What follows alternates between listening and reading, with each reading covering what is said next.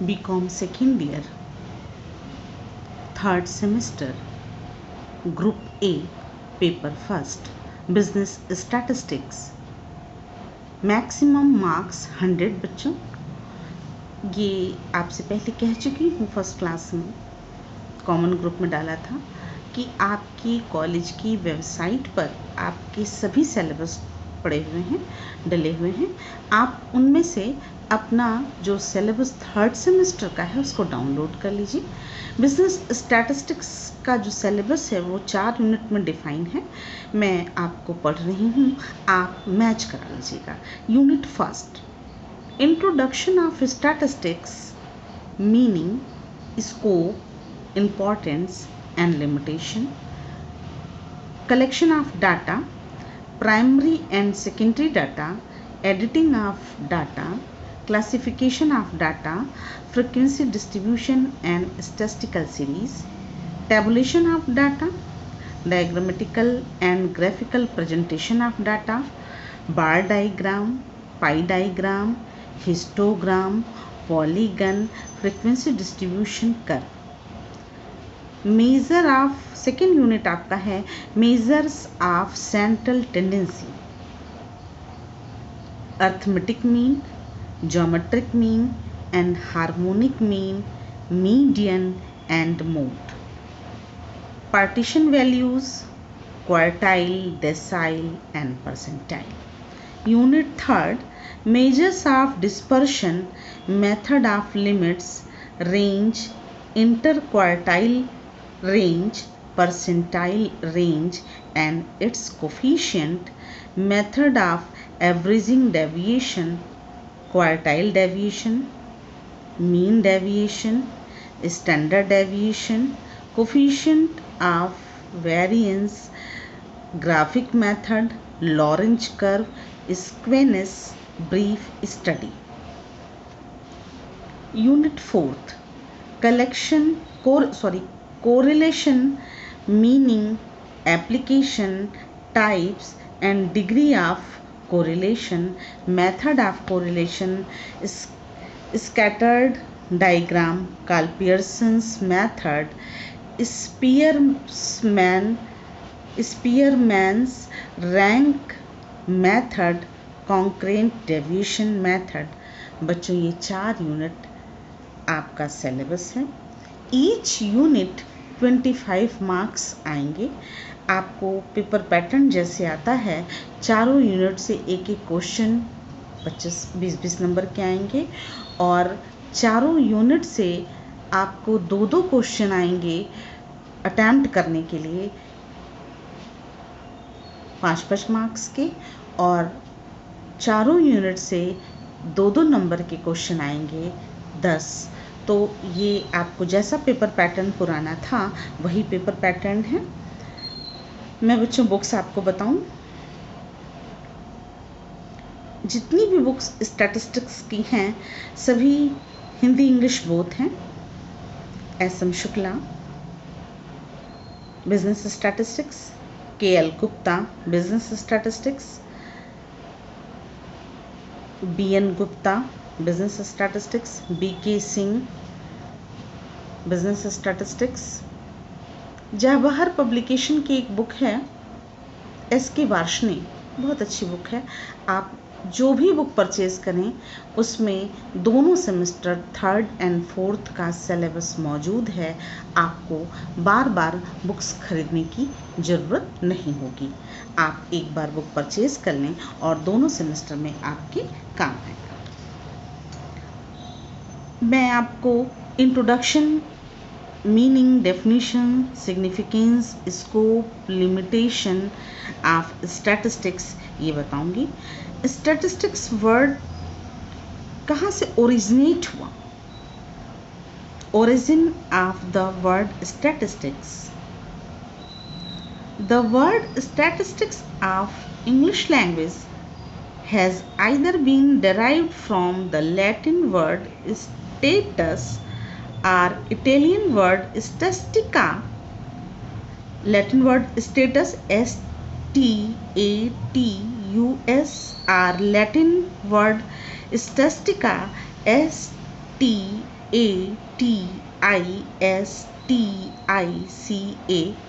are German word statics, STATISTIC.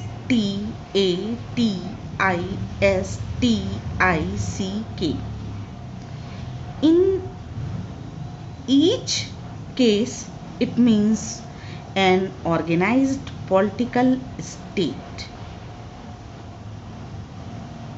बच्चों, statistics को हिंदी में सांख्यिकी कहते हैं। सांख्यिकी के ओरिजिन की बात हो रही है, उद्भव की बात हो रही है कि कहाँ से सांख्यिकी स्टैटिस्टिक्स शब्द आया। तो गुप्ता काल में Kautilya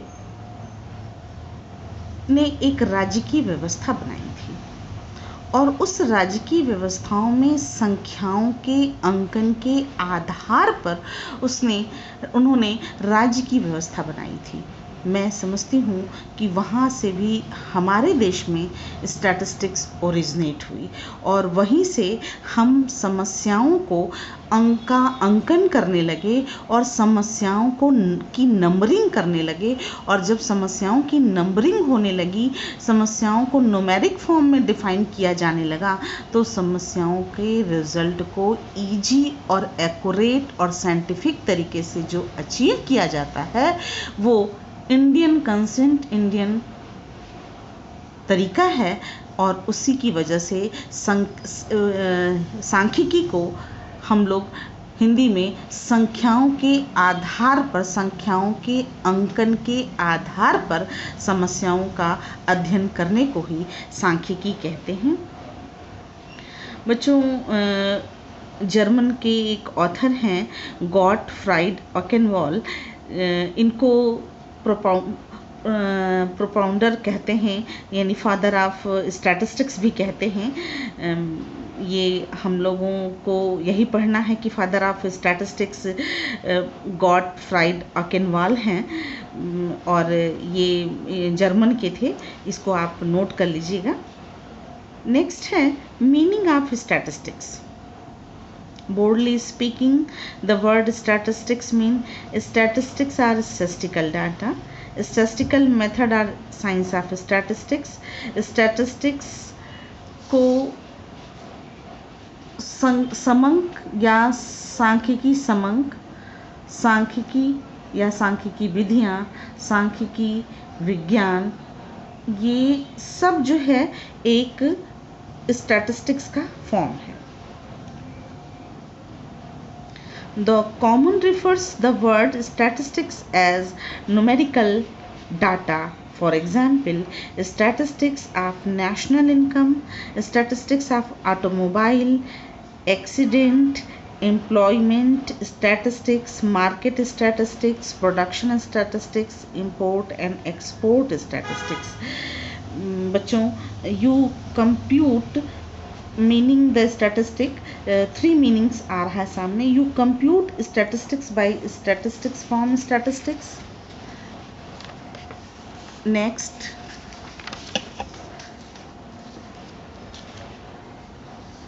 statistics is the science of counting. Statistics may be rightly be called the science of averages. Statistics is the science of measurement of social organism regarded as a whole in all its manifestations. Means कि सांख्यिकी का जब आप study करते हैं कि सांख्यिकी गणना का विज्ञान है, सांख्यिकी को सही अर्थों में औसत का विज्ञान कहा जाता है। सांख्यिकी वह विज्ञान है जो सामाजिक व्यवस्था को संपूर्ण मानकर सभी रूपों में उसका मापन करती है। एक दो ऑथर हैं जिन्होंने कि स्टैटिस्टिक्स को थोड़ा बहुत करीब से डिफाइन करने की कोशिश की है। टिपेट डिफाइन, TIPPETT, टिपेट बोलते हैं इनको। Tippett define to the man in the street statistics are just figures and he is inclined to think of the statistician as being primarily one who counts the number of things. सामान्य व्यक्ति के लिए समंक संख्यात्मक तथ्य है और वह उसे सांख्यिक समझता है जो वस्तुओं की संख्याओं की गणना करता है। कॉर्नर के according to Corner, statistics are measurement, enumerations, are estimates of natural or social phenomena systematically arranged to exist their interrelation. समंक किसी प्राकृतिक तथा सामाजिक घटना की माप के अनुमान हैं जो पारंपरिक संबंध का प्रदर्शन करने के लिए किसी पद्धति के अनुसार रखे जाते हैं। बच्चों, स्टैटिस्टिक्स का एक कंक्लूजन डेफिनेशन आपको हम बता रहे हैं। Statistics is a science and art which deals with collection, classification, tabulation, presentation, establishment of relationship, interpretation, and forecasting of data in connection with social, economic, natural, and other problems so that the predetermined aims may be achieved. सांख्यिकी एक विज्ञान और कला है जो सामाजिक, आर्थिक, प्राकृतिक व अन्य समस्याओं से संबंधित समंकों के संग्रहण, वर्गीकरण, सारण, प्रस्तुतिकरण, संबंध स्थापन, निर्वचन और पूर्वानुमान से संबद्ध रखती है ताकि निर्धारित उद्देश्यों की पूर्ति की जा सके। नेक्स्ट बच्चों, आपको मीनिंग समझ में आ रही होगी। Characteristics are features of statistics. Statistics are numerically expressed. समंक संख्यात्मक रूप से प्रस्तुत किए जाते हैं। कहने का मतलब कि जो हम जिस फैक्ट को लेके चल रहे हैं, statistics are aggregates of facts. समंक तथ्यों के समूह हैं। हम जो डाटा का कलेक्शन करते हैं वो जब तक एक एग्रीगेट फॉर्म में नहीं होगा, एक जैसा काम, एक जैसी समस्या से संबंध हम स्टडी करते हैं तो उससे ही रिलेटेड हम डाटा का कलेक्शन करते हैं और वो डाटा का कलेक्शन जो है वो उसके एग्रीगेट फॉर्म को की स्टडी करते हैं। तभी हम कहते हैं कि statistics are aggregate of facts. समंक तथ्यों के समूह हैं। Statistics are numerical expressed. संख्याओं स्टैटिस्टिक्स समंक संख्यात्मक रूप से प्रस्तुत किए जाते हैं। Statistics are affected to a marked extent by multiplicity of causes. Statistics are collected by enumeration or estimation.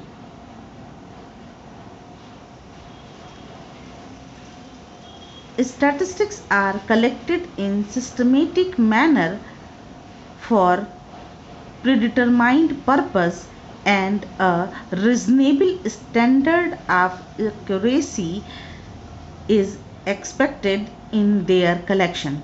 समंक किसी निश्चित उद्देश्यों के लिए व्यवस्थित रूप से संकलित किए जाते हैं तथा उनके संकलन में उचित मात्रा की शुद्धता की अपेक्षा की जाती है। नेक्स्ट है, statistics must be capable of being placed in relation to each other. समंक एक दूसरे से संबंधित रूप से प्रस्तुत किए जाने योग्य अर्थात तुलनीय होते हैं, यानी कि उनमें कंपैरिजन करने की कैपेबिलिटी होती है। एक क्वेश्चन आता है कि would you call the following as data, give an answer with reason. क्या आप निम्नलिखित को समंक कहेंगे? जैसे Ram scored 90% marks in statistics. Ram ने सांख्यिकी में 90% अंक प्राप्त किए। तो अब देखिए इसमें 3-4 पॉइंट आता है कि जो राम है वो 90% मार्क्स पा रहा है, तो 90% का मतलब ये कि वो न्यूमेरिकल फॉर्म में प्रेजेंट हो रहा है। बट इसमें 2-3 चीज़ें, एक तो होमोजीनियस नहीं है, दूसरा उसमें कंपैरिजन राम के संग किसी और का नाम नहीं, तो उसको कंपेयर नहीं किया जा सकता। और जो डाटा के एट्रीब्यूट्स हैं, जो डाटा के गुण हैं, जो समंकों के गुण हैं, वो इस लाइन में नहीं मिल रही है। केवल एक पर्सन है राम, और राम जो है उसको हम स्टैटिस्टिकल फॉर्म में तो 90% बोल रहे हैं, लेकिन कई चीज़ें इसमें नहीं हैं। एक तो ये एक ही डाटा है, दूसरा इसमें 2 चीज़ों की लैकनेस है, एक तो कंपैरिजन नहीं किया जा सकता और दूसरे होमोजेनेटिक नहीं है। तो ये जो है एक कंप्लीट क्वेश्चन नहीं है कि राम ने, या एक कंप्लीट स्टडी नहीं है स्टैटिस्टिक्स की कि राम ने 90% अंक प्राप्त किए। ठीक, तो आप ऐसे समझें कि जब हम इस तरीके से कहते हैं कि राम ने इकोनॉमिक्स में 90%, कॉमर्स में 95%, इंग्लिश में 30%, तो ये इसमें कंपैरिजन आ रहा है कि उसके अपने ही सब्जेक्ट उससे कंपेयर किए जा रहे हैं। तो ये जो सिस्टम है उसका मतलब कि डाटा में कंपैरिजन भी होता है। बच्चों, आपको स्कोप ऑफ स्टैटिस्टिक्स बताना चाहती हूँ। Division of statistics, importance of statistics, application of statistics. जो इसका स्कोप है, स्टैटिस्टिक्स का जो स्कोप है वो एंशिएंट टाइम में तो बहुत नैरो था, लेकिन आज की तारीख में now a day the scope of statistics is so vast and ever expanding that it is difficult to define it. Statistics is a tool of all sciences indispensable to research and intelligent judgment, and has become a recognized discipline in its own right. सांख्यिकी का जो क्षेत्र है उस पर अगर हम उसको डिफाइन करने लगते हैं तो निश्चित तौर पे ये सामने आता है कि स्कोप को 3 पार्ट में बांटते हैं। एक है थ्योरेटिकल स्टैटिस्टिक्स, दूसरा है स्टैटिस्टिकल मेथड, और तीसरा है अप्लाइड स्टैटिस्टिक्स। जो अप्लाइड स्टैटिस्टिक्स है उसमें दो चीज़ें आती हैं। एक आता है डिस्क्रिप्टिव स्टैटिस्टिक्स, साइंटिफिक स्टैटिस्टिक्स, और जब स्टैटिस्टिकल मेथड को हम प्रेजेंट करते हैं तो उसमें आता है collection, classification, tabulation, presentation, analysis, interpretation and forecasting.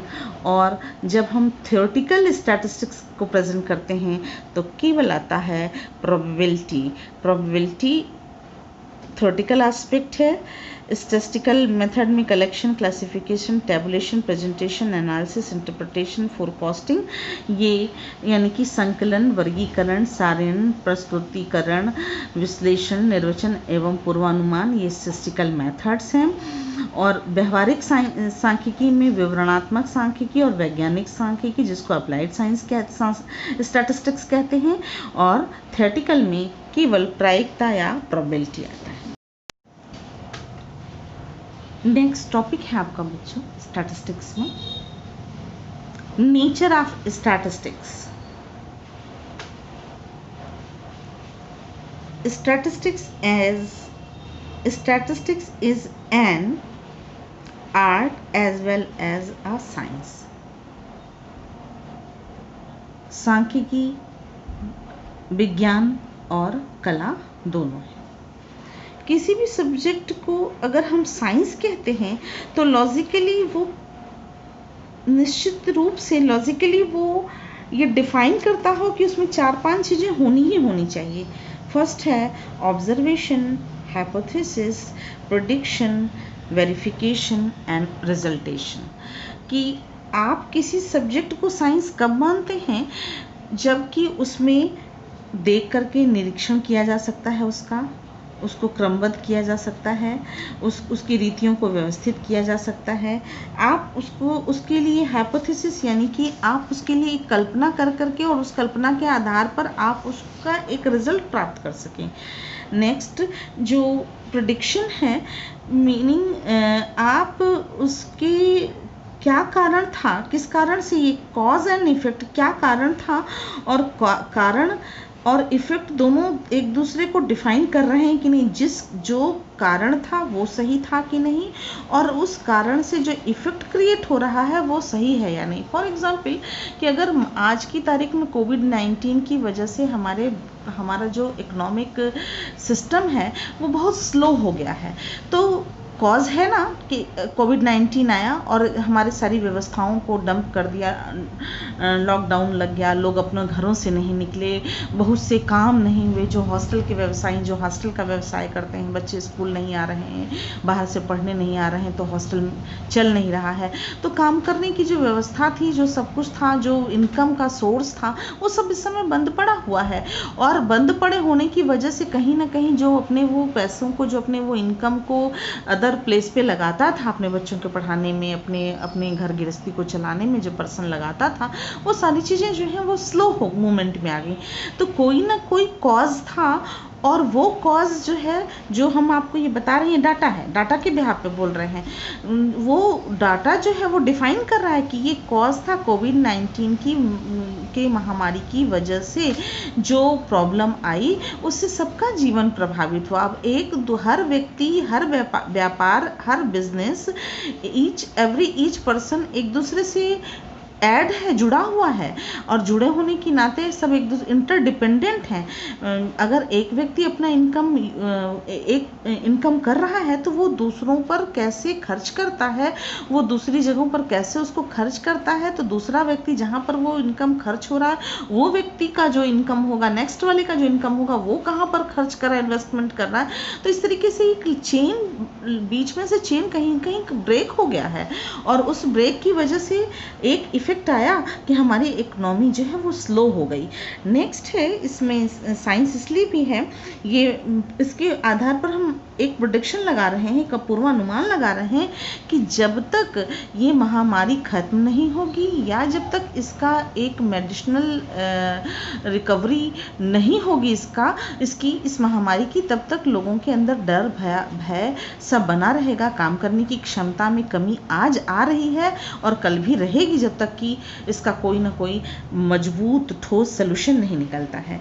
तो स्टैटिस्टिक्स साइंस है, ये डिफाइन. अच्छा, इसके बाद हम फिर वेरिफिकेशन करते हैं कि सही ये है कि नहीं है. वेरिफिकेशन भी हो रहा है कि हाँ ये सही है, किस कारण से इकोनॉमी डंप हो रही है, स्लो हो रही है मूवमेंट, इसका इकोनॉमी का मूवमेंट जो है स्लो हो रहा है. और रिजल्ट लास्ट में निकलता है कि ये 2020 तो चला ही जाएगा, खराब से खराब करके, उसका इफेक्ट कई वर्षों तक रहेगा. जो चीज़ें बिगड़ गई हैं, बनने में चीज़ों को बहुत देर लगती हैं, लेकिन बिगड़ने में देर नहीं लगती हैं. तो जो चीज़ें बिगड़ गई हैं 2020 में, उसका इफेक्ट आगे भी होगा. ये प्रेडिक्शन एंड रिजल्टेशन है. हम इसको कह सकते हैं कि हम एक निष्कर्ष पे पहुंचते हैं कि उनका आगे भी प्रभाव पड़ेगा. अब ये हम किसी सब्जेक्ट को, स्टैटिस्टिक्स को एज अ साइंस डिफाइन किए. किसी भी सब्जेक्ट को साइंस कहने के लिए उसमें 5 चीज़ों का होना ज़रूरी है। क्या क्या? Observation, hypothesis, prediction, verification and resultation. ये 5 चीज़ों को होना उस सब्जेक्ट में ज़रूरी है, तभी वो सब्जेक्ट साइंस होगा। सब्जेक्ट साइंस होगा since statistical method are based on the same fundamentals, ideas and process as other science, so statistics is said to be a science, but statistics is different from physics, chemistry। जो हमारी pure science है, statistics हमारी क्या है? Natural science है। और physics chemistry जो हमारी है वो ओरिजिनल प्योर साइंस है कि हम अगर H2O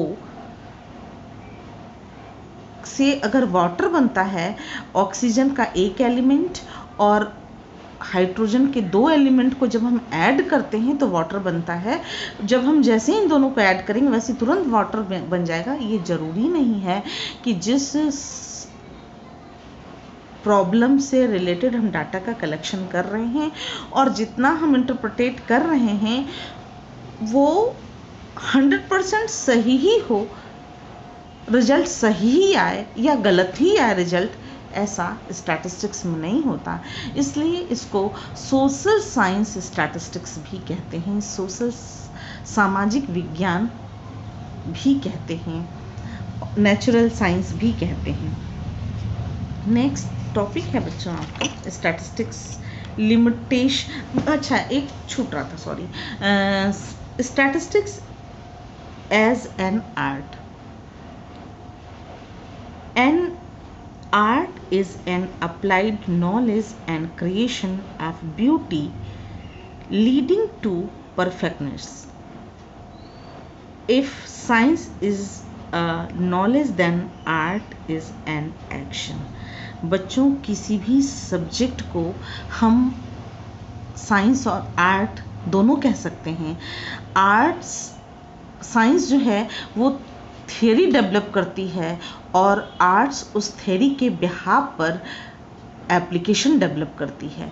किसी भी सब्जेक्ट को हम आर्ट तब कहते हैं जबकि उसको डिफरेंट तरीके से प्रेजेंट करने की कैपेबिलिटी हो। फॉर एग्जांपल कि हम अगर ये कह रहे हैं कि उस होटल का खाना बहुत अच्छा होता है, तो खाना बनाना, खाना प्रेजेंट करना दोनों अलग अलग चीज़ है। होटल का खाना, उस होटल का खाना अच्छा है, उसकी इनकम अच्छी इसलिए है क्योंकि उसका उस होटल का खाना अच्छा है और वहाँ कस्टमर ज़्यादा जाते हैं। क्यों कस्टमर ज़्यादा जाते हैं? सिर्फ खाना अच्छा नहीं है, खाना बनाना जो है वो थियरी है, वो साइंस है। खाना सबके यहाँ बनता, वही मसाला, वही घी, वही तेल, वही सब कुछ यूज़ होता है, लेकिन जो उसका प्रेजेंटेशन है वो आर्ट है। थियरी जो साइंस जो है वो थियरी डेवलप करती है, रूल्स डेवलप करती है, बट उसको कैसे अप्लाइड किया जाए, person to person application variate करता है, presentation person to person variate करता है। तो जो प्रेजेंटेशन वेरिएट करता है वही प्रेजेंटेशन जो है आर्ट है। जितने आर्टिस्टिक फॉर्म में जो प्रेजेंट करता है वो उतना ही ज़्यादा प्रॉफिट गेन करता है। इसलिए हमारे बिजनेस में स्टैटिस्टिक्स का एक बहुत इम्पॉर्टेंट रोल है कि स्टैटिस्टिक्स एज एन आर्ट, और art is a application, art is the creation of beauty. Creation of beauty मतलब कहने का सेंस कि कैसे व्यवस्थाओं को समुचित और अच्छे तरीके से प्रेजेंट करें। जैसे कि आप बच्चों, आप दुकान पे बैठते हैं, आपको चीज़ें पसंद नहीं आती हैं, नौकर तो कह देता है कि बस अब मेरे पास इतना ही है, लेकिन मालिक तुरंत आपको कहता है कि नहीं ये दिखा, वही चीज़ उसी में से निकाल करके आपको पसंद करा देता है। तो मालिक का जो प्रेजेंटेशन है वो आर्ट है, क्योंकि आर्ट के थ्रू इनकम पाना चाहता है। और जो नौकर है वो प्रिंसिपल लेकर के चलता है कि आपको नहीं पसंद आ रहा तो आप जाइए दूसरी दुकान में चले जाइए, क्योंकि उसको तो अपने वेतन से मतलब है और मालिक को अपने इनकम से मतलब है। यही दोनों में डिफरेंस है। ये इसीलिए statistics is a both a science and art. दोनों साइंस और आर्ट्स दोनों है। कैसे? Statistics is the science and art of the development and application of the most effective method of collecting, tabulating, and interpreting quantitative data in such a manner that the fall- fallibility of conclusion and estimate may be assessed by means of inductive reasoning based on mathematics of probability.